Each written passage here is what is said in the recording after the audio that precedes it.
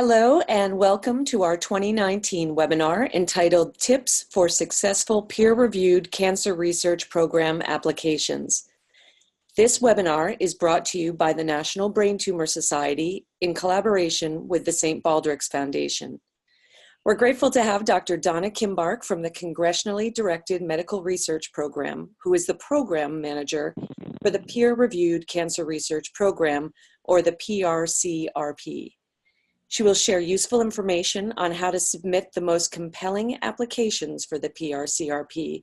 So listen carefully as she defines the program, offers tips for success, and helps to steer you away from any of the possible weaknesses in your application.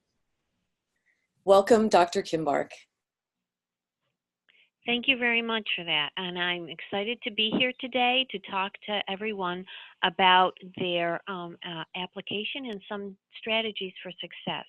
We're going to go to slide number 3, which is who is the CDMRP. Some of you may have actually applied to the Congressionally Directed Medical Research Programs before, so you might know a little bit about us.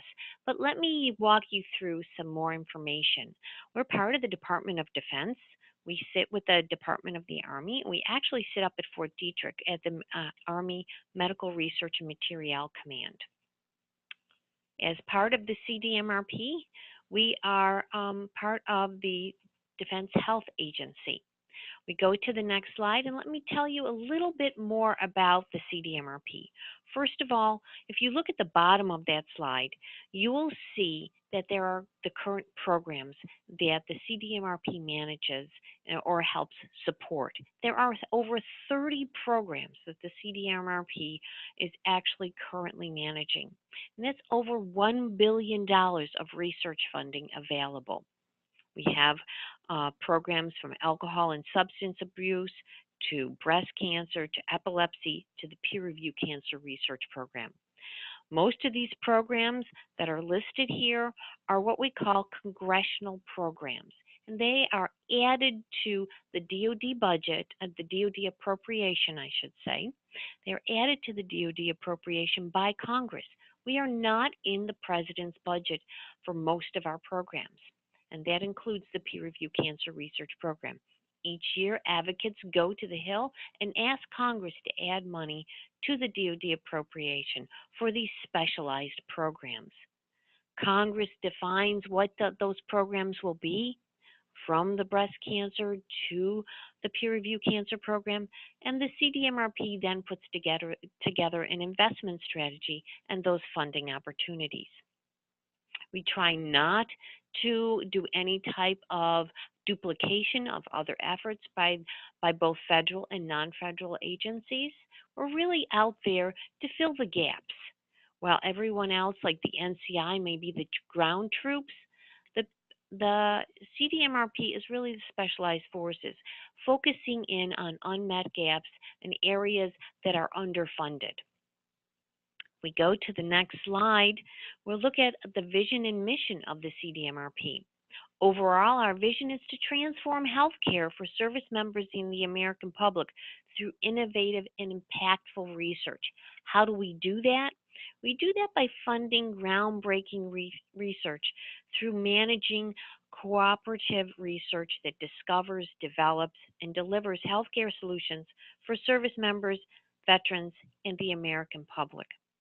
Now, that's a little bit of the history of the CDMRP. If you're interested in learning more about the CDMRP, you can go to our website and look at some of the videos that we have uploaded there. But let's look at what the Peer Review Cancer Research Program is all about on slide 6. The Congressionally Directed Medical Research Programs has the Peer Review Cancer Research Program, and it has had it since fiscal year 2009. From 2009 through 2018, we've had approximately $340 million designated for the Peer Review Cancer Research Program. In fiscal year 09, we had 4 topic areas. In fiscal year 18, we had 17 topic areas. In fiscal year 19, we have 15 topic areas and $90 million. Each year, our topic areas change, and those are stipulated by Congress. and the appropriation amount is stipulated by Congress. And peer review cancer research program is different than some of the other cancer programs here under the umbrella of the CDMRP by the fact that we have a requirement that the research should be relevant to service members and their families.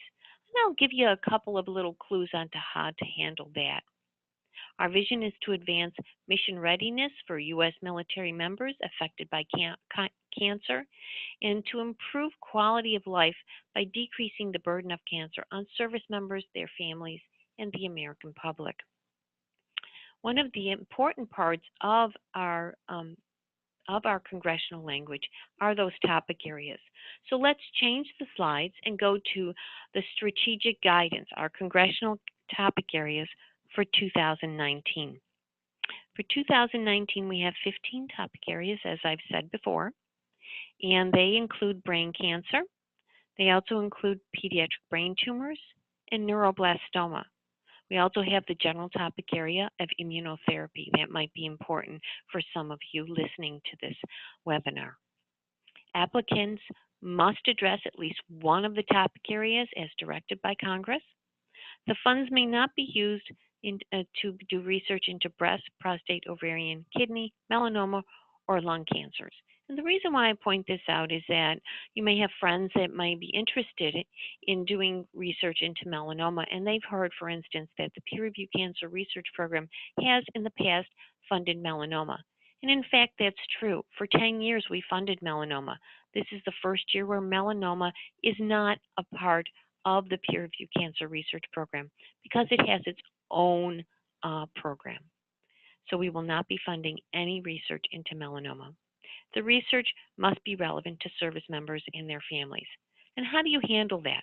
Let's go to the next slide and talk about how to handle relevance to military health focus areas. There are two required focus areas. You can pick one or the other. These focus areas are environmental or exposure risks that may be associated with cancer. We all know that there are environmental risks that do increase the probability of getting cancer, the risk of getting cancer, such as ionizing radiation, chemicals, infectious agents, and other environmental carcinogens. So this would be one of the required focus areas that you could choose. But maybe you're not going to choose that one. Maybe you're going to be studying something like neuroblastoma or pediatric brain tumors, and you want to do something in a pediatric population. And this is the second one that you should choose, and that is gaps in what I like to call the cancer care spectrum. And the cancer care spectrum is going from cancer prevention, screening, early detection, diagnosis, treatment, and survivorship. All the way through this spectrum, there are unmet gaps. There are underfunded areas that we really need to fund so that a service member or their family members, that support system, will not be affected by cancer. This is our mission readiness health focus area. We want to keep our active duty military, we want to keep them in their mission readiness unit. We want force readiness at all times. In order to do that, we have to make sure that both the service member is healthy, and we have to make sure that that support system is healthy as well. If the family member is ill, that service member may be pulled out of their unit. They might not be able to be deployed, or they may request exceptional service, and that is so they are not moved from one area to the other so their family member can continue to get their treatment. So therefore, it's important for us to consider mission readiness when we're talking about cancer treatments and research. When we go to the next slide, we'll look at a little bit of the history of PRCRP and its investment per topic area.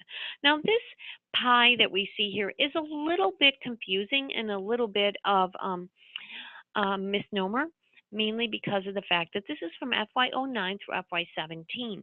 You'll see that melanoma and other skin cancers during that time period was a part of the PRCRP, and it was a very large slice of the pie. In fact, melanoma and other skin cancers happens to be one of the topic areas that was with PRCRP all the way through FY18.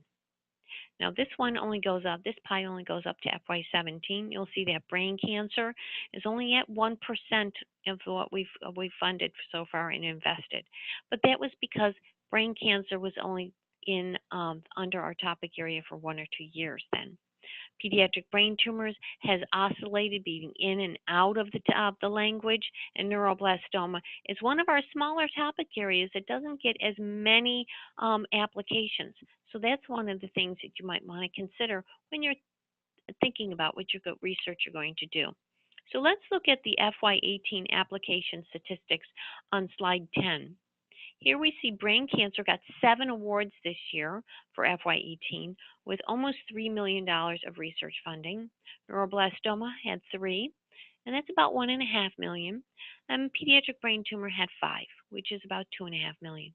This is a pretty good showing. I'd like to see it increase because we have $90 million this year. We don't have melanoma and other skin cancers, so there's a big gap.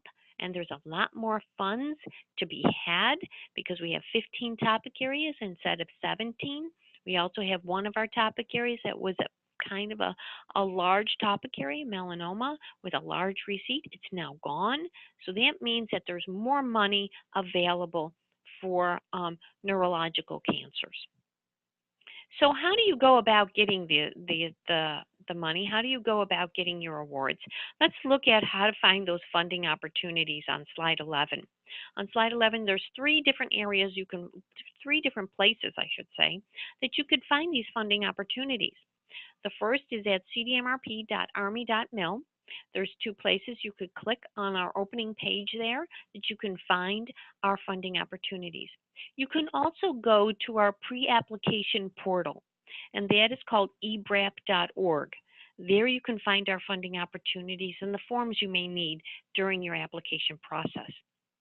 And finally, if all else fails and you can't remember any of that, you can always go to grants.gov and look us up there. Our CFDA number for looking up all of the different funding opportunities for the CDMRP is 12.420. So what funding opportunities does the PRCRP have available this year? We have 2 different types of funding opportunities, and we can see the first type of funding opportunity on slide 12, where a pre-proposal is required for these funding opportunities: the IDEA Award with Special Focus, the Impact Award, and the Translational Team Science Award. The Impact Award, the IDEA Award with Special Focus has been with us for many, many years now. All researchers with a faculty level appointment are eligible. It supports innovative, high-risk, high-gain research. We are not looking for research that you're just changing one model system to the other. We are not looking for your next incremental step.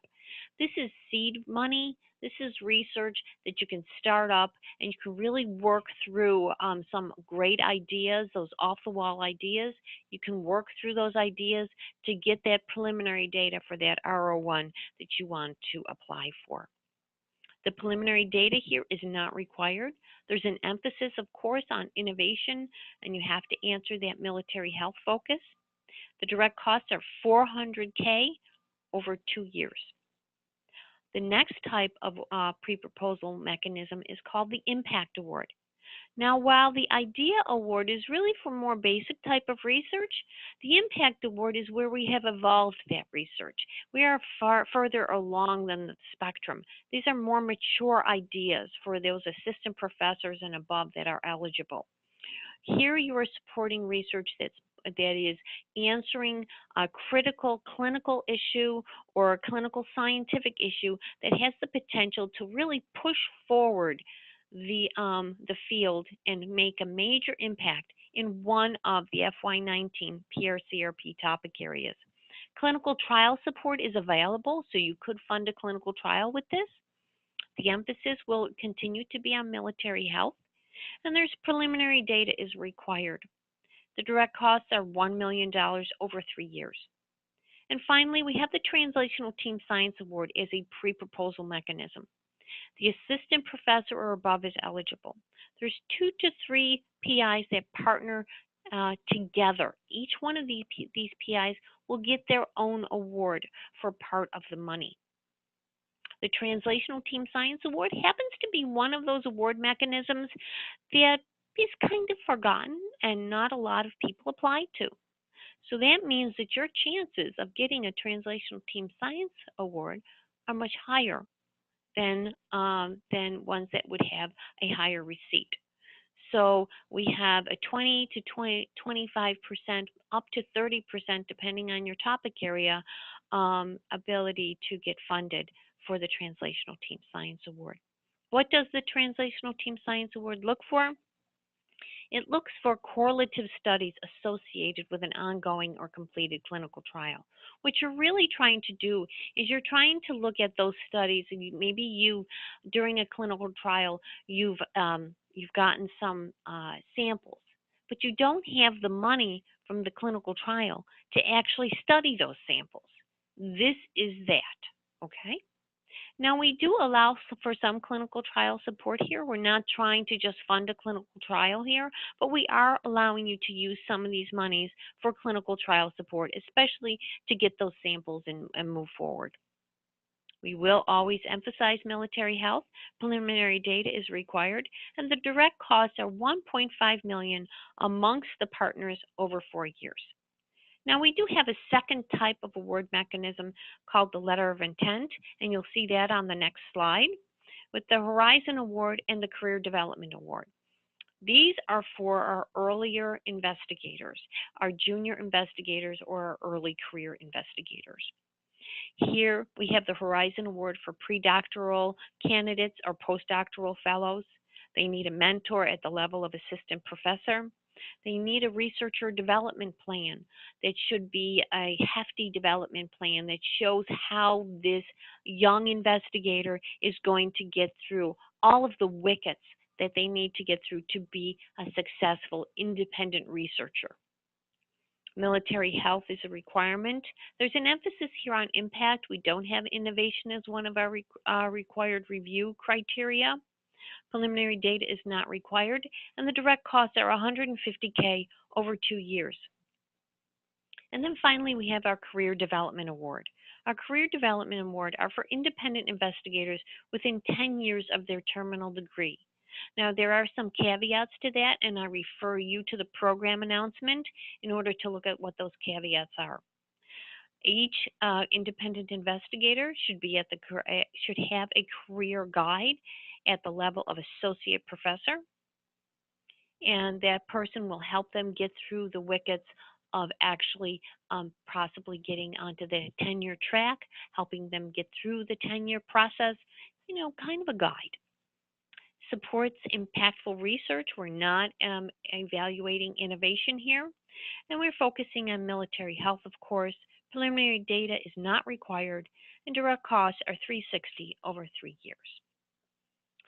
So let's go through some of the really nitty-gritty for you to get through how to look at the funding opportunities and how to actually how your application will be reviewed. So when we look at the next slide, we see the funding opportunities documents that you will be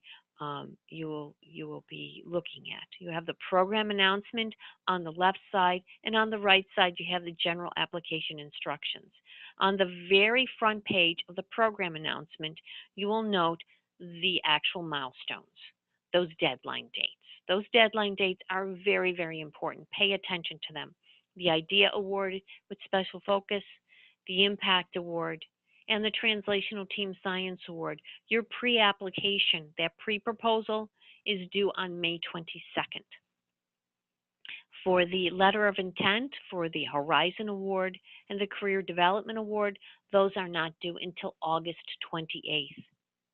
The application deadline is September 11th. So, and peer and programmatic review, those are the review steps are in November and January. Our general application instructions gives you a step-by-step guide, while the program announcement will give you a program description, award information, what the application package should have in it, from your project narrative to your budget to your innovation statement and so on. The general application instructions will give you helpful information that includes contact information. It includes a step-by-step guide, how to go through eBRAP to submit your pre-application, how to use grants.gov, and also how to use our verification period. It also gives you regulations as well as qualifications, formatting guidelines, and national policy information. Now, what happens to your application after you've submitted it? If we look at the next slide, the program cycle slide, right now we're in that period of funding opportunities has been released.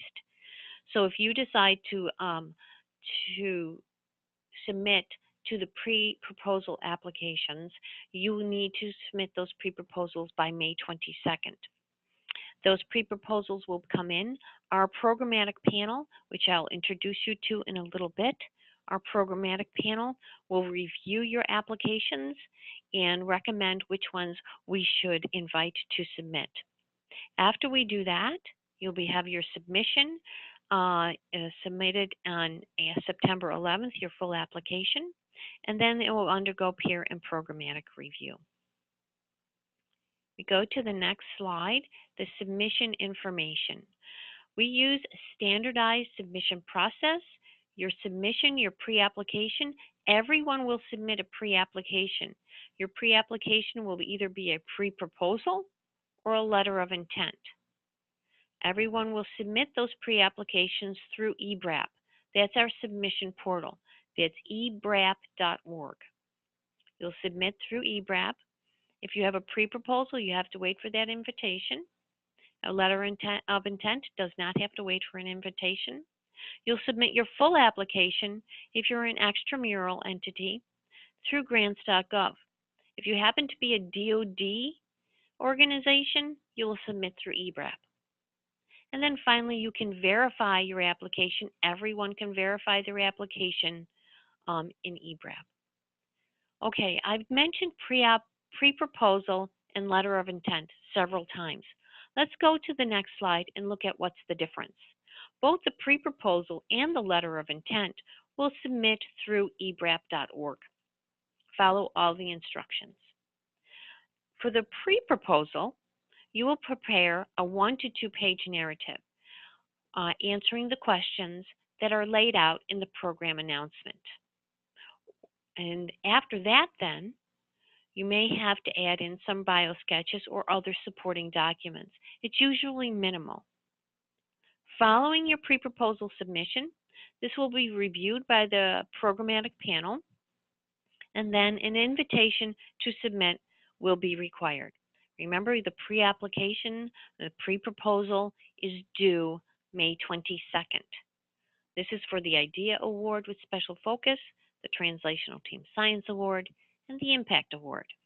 Now for the letter of intent, once again, yes, you submit through eBRAP, but this is a letter that's going to state you want to apply. It's a great idea to also point out which of the topic areas you will be applying under. This is for administrative purposes only, so we put you on the correct peer review panel. This is used for research administrative purposes only, as I said, and no invitation is required to submit your full application. The letter of intent is due August 28th for the Horizon Award and the Career Development Award. For both pre-proposal applications and letter of intent applications, your full application is due September 11th. So once you submit your application, how do we review it? I've mentioned the peer and programmatic review. Let's go to the next slide and look at the goals of our two-tiered review process. This was developed through recommendations from the IOM, now called the National Academy of Medicine. The peer and programmatic review work in a partnership. The peer review is a criterion-based evaluation of your proposal. How do we decide what that criteria is? It's in the program announcement, and I'll go over that in a moment. The peer review will look at your application package, will look at each piece and part of that application package, and will determine the scientific merit, the impact value, the innovation, the relevant innovation, and so on. And from there, they will give you a score, an overall score, numeric, as well as strengths and weaknesses. They are not comparing the different applications to one another. They're comparing it to a gold standard. There are no standing peer review panels, and there's no contact between the reviewers and the applicants. That's considered a conflict of interest. At the next point of review, programmatic review, they have those summary statements. And in those summary statements, they will now compare the proposals against one another and decide which ones would be the best one to fund. This is determined by the adherence to the intent of the mechanism, the program relevance, and overall any other specialty areas for a program. For instance, for PRCRP, it will be military health focus areas. There's no pay line here, so don't think about pay line. We're talking more about portfolio balance here. If I have 3 or 4 in the colorectal cancer that are high scoring, but I really need to fund a neuroblastoma one to balance out my portfolio, I might actually pull a neuroblastoma one and not fund one of the colorectal cancer ones. That's how we have to work it in the peer review cancer research program. Funds are obligated up front, and there's no continuation of funding. So let's talk a little bit more in depth about the peer review. Is the next slide. There's not much I have to add to this other than the idea that this is really a criteria-based evaluation of the entire application. This is all published in the program announcement. Near the back of the program announcement, take a look at those peer review criteria. Those peer review criteria are actually going to be a guide along with what we write in the project narrative and in the other attachment section of your application package on what you should add to your application. When we go to the next slide, you'll see an example of that peer review criteria. This is from the IDEA Award with Special Focus. For instance, there's things that ask you whether to what degree the proposed research demonstrates the potential to generate robust preliminary data that can be used as a foundation for future research projects. What we're asking for here is to make sure that you make a justification that your rationale, experimental design, and methodology are appropriate to test the hypothesis. We're also asking if there's any pitfalls or problems, what are you going to do? Make sure that you don't make your specific aims too reliant on one another. If we have a specific aim number 2, that if specific aim number 2 fails, that means that specific aim number 2 should have been a sub-bullet to specific aim number 1. And interrelated and interdependent specific aims are a no-no. Answer all the questions of the peer reviewers are going to evaluate. Therefore, you'll have a stronger proposal. And finally, we have the peer review criteria, the programmatic review criteria after the peer review criteria on slide 21. Here we'll get a comparison-based process where we're trying to balance everything. We're looking for potential impact, program relevance, and consideration of portfolio composition. The nice thing is, even if you have a very low receipt that we've had for some of our topic areas in the past, very often like neuroblastoma, we always fund every topic area for the last 10 years or so. The programmatic reviewers, our programmatic panel members, are comprised of consumers, clinicians, and researchers, just like the peer review panels, but we do have a programmatic panel that is an established programmatic panel that you can find out who they are by looking on our website, and we also had ad hoc reviewers. If we go to the next slide, you'll see a list of our programmatic panel members. Our programmatic panel members include Dr. Dan Dixon out of the University of Kansas. He is our chair. We also have Dr. Clark Chen out of the University of Minnesota. He's a brain cancer expert. You might not see a lot of brain cancer experts on that list there. We do have Dr. John Kudish out of the University of Mexico as a pediatrician and brain cancer, pediatric brain cancer and neuroblastoma expert, as well as Lieutenant Colonel Della Howell, who knows quite a bit about pediatrics and brain cancer. But you don't see a whole lot there, but we do add ad hocs. So that's one of the things you have to pay attention to. We do add ad hocs to make sure that we have the expertise that we know we need on the programmatic panel. Now, the programmatic review criteria is also shown there. Programmatic review criteria, the programmatic reviewers will take into consideration the rating and evaluations of the peer reviewers.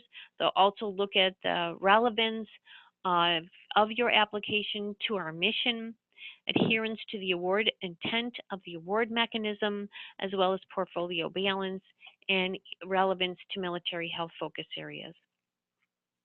Now, each one of the programmatic review criteria will change a little bit. The relevant innovation is for the IDEA award. It won't be there for things like the impact award. Now, when we take a look at some of the things that I want you to pay attention to here do not include any of the programmatic panel members in your application. All the programmatic panel members that are on the left, you cannot include on your application. Those will be your application will be removed and considered non-compliant. Now, if you've done research in the past with some of these people, yes, you have to say that you've done that. You may have a grant with them, or you may have some literature and publications with them. That's okay. Okay, but it's not okay to have them as a collaborator or a co-PI. So that's important to pay attention to. Now, ad hoc members, you're like, well, I don't know who the ad hoc members are. That's okay. We will have them recuse themselves during the review of your application, or they will not be recruited once we see that your application comes in with them on it. So don't worry about that. Pay attention to the details of the programmatic review criteria, and I like to tell people not to phone it in. And what I mean by this is, if you're doing a career development plan, don't phone that in. Don't say that, oh, I'm going to go to a couple of seminars here and I might go to this workshop over here. Pay attention to it.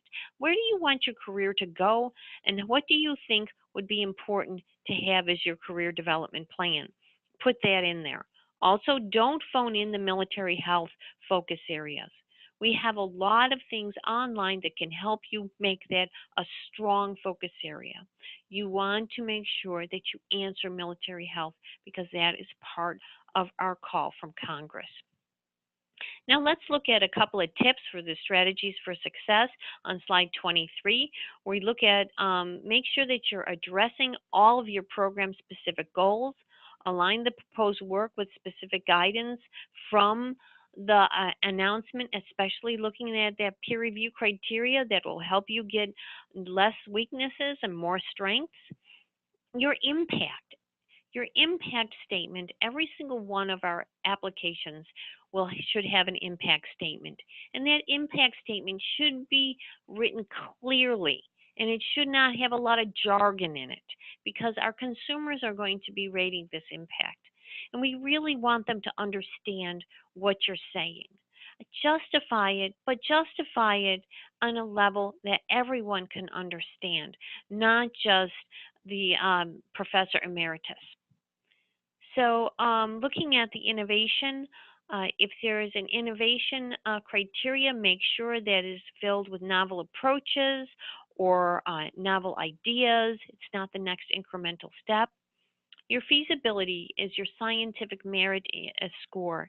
And here you should make sure that you have a technically sound plan. You don't interrelate or interdepend your specific aims.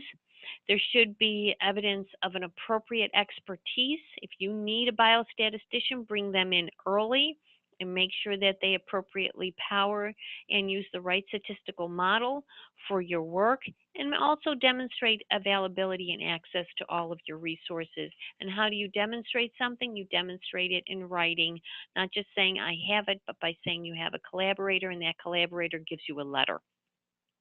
Now, going to the next slide, some other things to keep in mind is that planning and timelines. Please make sure that you start early. We cannot let you in if you come in a minute after the deadline. I'm not allowed. I just can't do it. So take a picture of those deadlines on the front cover of the program announcement and make sure you commit them to heart. Your grantsmanship is important. Unburdened with jargon is really important for just anyone, not just the consumers, for the scientists on the panel, for the military members on the panel. Nobody wants to read a sentence that has 10 or, that has a ton of different acronyms and abbreviations in it. It's very difficult to comprehend. One of the things that I really love to hear from my peer reviewers is this was an elegantly written application. That means it was easy to understand. The flow was there. Take a look at how you're piecing together your sentences and make sure they're easy to understand and you're getting your point across. Communicate effectively. Know your audience. And review the application documents carefully before you submit, and enlist some of your business official to help you, and so on. Be compliant, don't break the deadlines. Now, some pitfalls that we've seen on the next slide is that people, regardless of how many times I tell them, people will add in their programmatic panel members because they think it will look good. It's going to look bad, very bad. You're going to be non-compliant. Do not exceed the page limits. Even though you might think that you haven't exceeded the page limits, when you convert to PDF, sometimes that happens unless you're working right in Workspace. Do not miss the submission deadlines. And one of the things that I want to tell you is that you really should start early, because it could take grants.gov up to 72 hours to validate your submission. And once they validate it, then we can have it in eBRAP for you to look at it during the verification period. We have a 72-hour period where we cannot touch it. We have to wait for grants.gov to validate your submission. So it does take some time. So starting early will help you out. And as I said, during the submission process, you will have a verification in eBRAP as possible before the deadline as well. After the deadline, you cannot correct the project narrative or the budget. The other application package parts, you may be able to, but not the project narrative or the budget. Now, on my last slide, slide 26, you'll have some references here. The cdmrp.army.mil//PRCRP is a great URL to go to and take a look at for information regarding the programmatic panel members, past awards that we funded, information on military health risks and military health information in our program book, in our strategic plan. So those are some great resources for you to look at. Some other information that you might be interested in includes the videos that we have for the CDMRP overview, as well as our webinars. And I really want to give a shout out to these webinars. The webinar series not only goes through some of the funding opportunity and strategic tips for success, but also goes through in depth the pieces and parts of the actual funding opportunities. And we have other webinars that will cover such things as high risk, high gain type of, like the IDEA Award with special focus. We also have a team science webinar, how to put that together. And we also have information on things like early career investigators and so on. So please go ahead and take a look at our webinar series. They're about 10 to 20 minutes long, and it's well worth your time. So I thank you for this opportunity. I hope that some of this will be of use to you, and good luck on your applications. Thank you so very much, Dr. Kimbark, for taking the time with us to share all of this incredibly valuable information and how these tips apply to application opportunities, particularly in pediatric and brain tumor categories. We really appreciate your guidance in helping our community submit successful PRCRP applications for fiscal year 2019. And for viewers, additional information on the PRCRP program and this process can be accessed by talking to several of our people at the National Brain Tumor Society in St. Baldricks. We have Christina Knight with the National Brain Tumor Society at knight@braintumor.org. And we have Laura Chung with the St. Baldricks Foundation as well. The email addresses are on this slide. And thank you again to Dr. Kimbark and our viewers today.